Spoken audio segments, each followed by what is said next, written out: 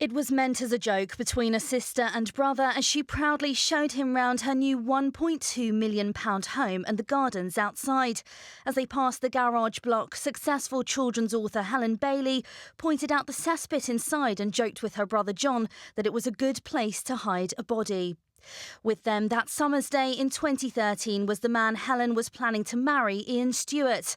Moments later, Helen, her brother and Stewart posed for photos in the garden, but her remark that day may well have sealed her fate. During the trial, the jury heard the prosecution claim that predator Stewart had targeted the writer soon after meeting her, when she was in a vulnerable state, having recently lost her first husband in a tragic drowning accident.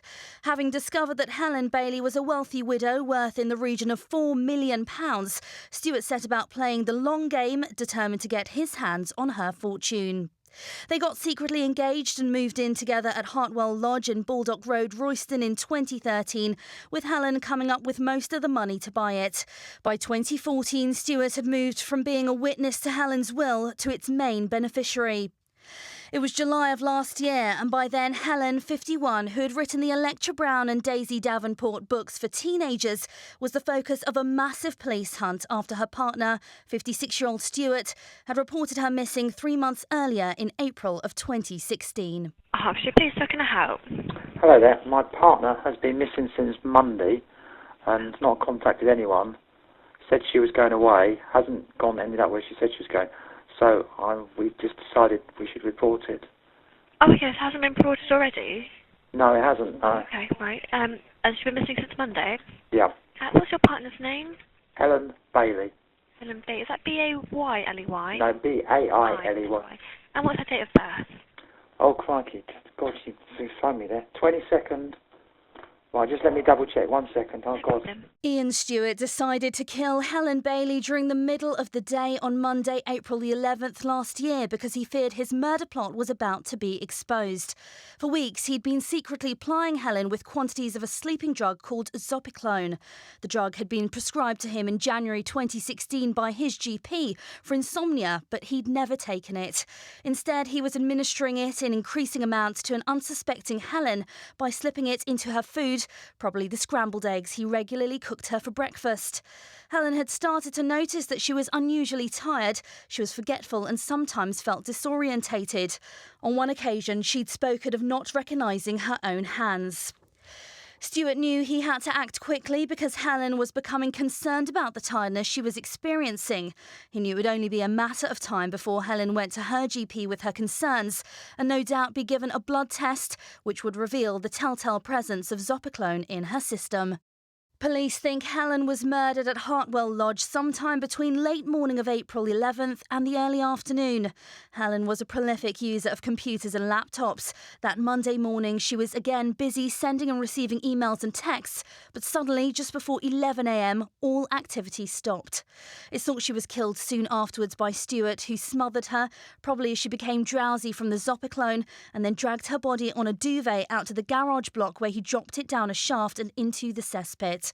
During the early afternoon of that day, the defendant had set about trying to alter a standing order that was already in place, paying £600 a month from Helen's Barclays account into a Santander account in both their names. Using his own computer, he created a new standing order for a new figure of £4,000 a month to come out of Helen's accounts and into the Santander account he would have access to. Ian Stewart was arrested by the police following the discovery of Helen's body and refused to answer any questions put to him by the police. Morning, Ian. How are you? I'm Detective Sergeant Dave Sharp from Major Crime Team. Okay, I've got a warrant to search the address. Section 8, what they call a Section 8 page warrant. Do you just want to listen to what the officer's got to say? I've got some word on litigation, Mr. Stewart, okay? I'm arresting you on suspicion of the murder of Helen Bailey. You're joking? And of disposing her body in a manner which will likely to instruct the coroner and the theft of money of Helen Bailey. Okay, so you do not have to say anything, but it may harm your defence if you do not mention one question.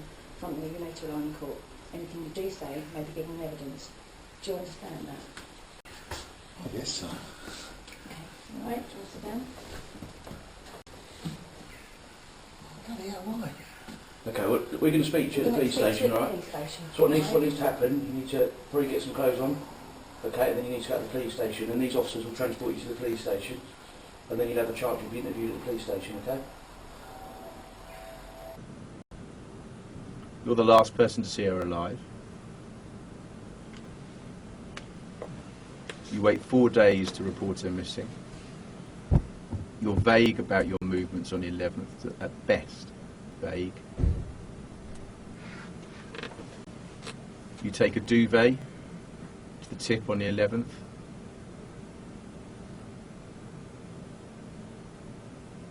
You don't report her missing for 4 days. The following day you go to Broadstairs. I don't know why. Why did you go there? Did you see Helen on the 16th? Because according to the technical information we've got, her phone is in Broadstairs. And you're in Broadstairs. Was Helen there? She wasn't, was she?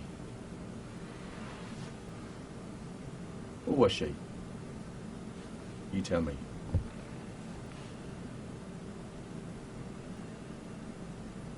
Did you kill Helen Bailey? Did you intend to kill her? Or was this an accident? What happened?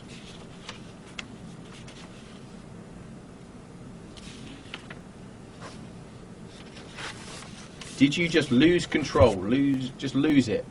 Some big argument and you killed her. And you've been covering up ever since. Because if that's what's happened, you need to tell us now. Because this could be your last opportunity to speak to the police about this. You are here on suspicion of murder. You need to tell us what happened. There is transactions where it clearly shows, from what I've seen, that you have taken money, or someone has taken money, which I believe to be you, from her account into your joint account, which you have obviously access to. Therefore, you've now got access to an extra £12,000.